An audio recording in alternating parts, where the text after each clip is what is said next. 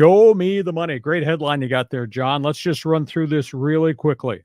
Dallas has got salary cap issues. CD Lamb has 1 year left on his contract. Budding star. He wants the money right now. He wants $36 million right now, despite one glorious year in Dallas. He's not in camp. He's pissing away $50,000 a day in fines because he's under contract.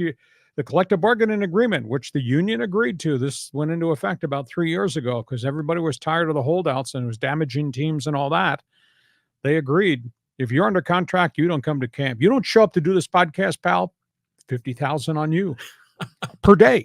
Per day. So that taxi meter is running, but the CD Lamb, he's got to be there. I think he'd be stupid enough to sit out for a month and miss all a training camp, which is then going to spill in to the start of the season and forfeit all that money.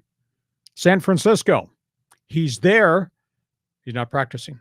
Brandon Ayuk, love me not, who a week ago met with the general manager, John Lynch, and went through the economics 101 lesson as to why they can't upgrade him right now because they got to sign the quarterback extension. They're trying to make a decision what they do with Deebo Samuel. Brandon Ayuk is staging what the fancy new term in the NFL is hold in. Hold in. Come to camp, take part in the meetings, stand on the sidelines. I'm not going on the field risking injury during preseason camp. Now they're just 2 days in. So the question is, and he's not getting fined because he's there in the meetings and he's part of the team. So that's what CD Lamb should do.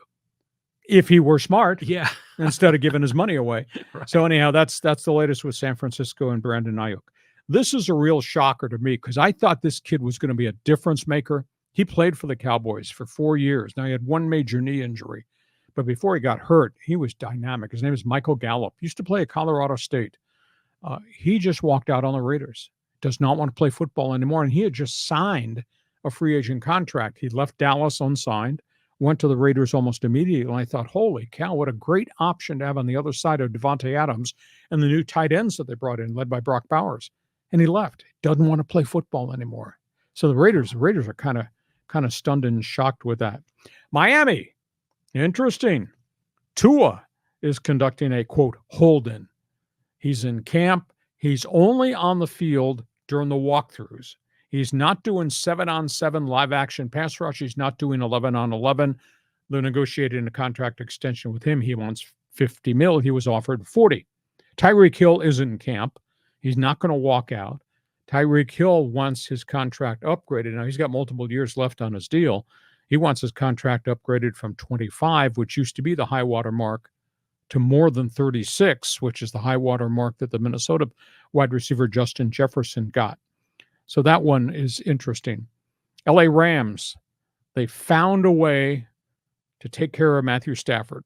Now, Stafford's got 3 years left on his deal. $31 million guaranteed this year.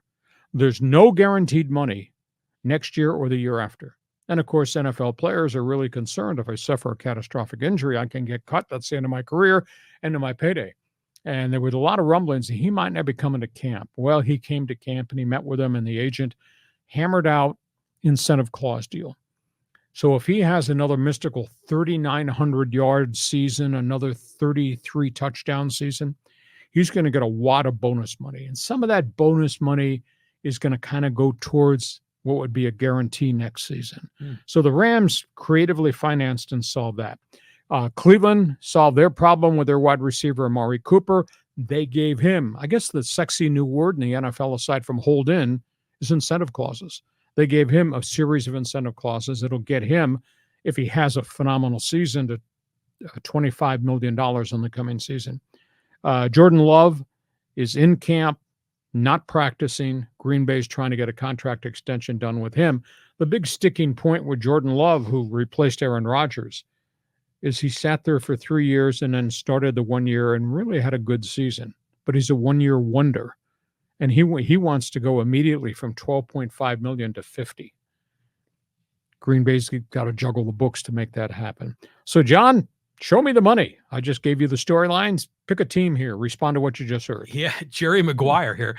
So I love these guys. They're all going for, big money. There's a lot of money flowing through the NFL. They've had great seasons. You can't blame the players for having some leverage here and to try to make more money. I mean, most normal people, if they had that leverage at their normal job, they would be doing the same darn thing. But it is all the prima donna athletes. It's all the wide receivers, all the quarterbacks. So it makes it entertaining. The Raiders, though, I thought the Gallup story was weird. I forgot that he was even there. Yeah. And then he stepped down. I mean, the Raiders, you're not sure what to make of them because you wouldn't even know who's going to be their quarterback. Well, they got two quarterbacks, but neither one of them, I think, is a massive difference maker. They don't have the great running back who went to Green Bay. Josh Jacobs. He's gone.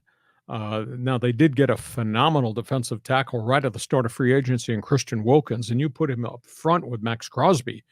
I mean, that's going to be a very different defensive football team. But the Raiders have got they got offensive line question marks that only training camp and preseason games will answer. Do they have the right people at the right places? Who's going to be the quarterback?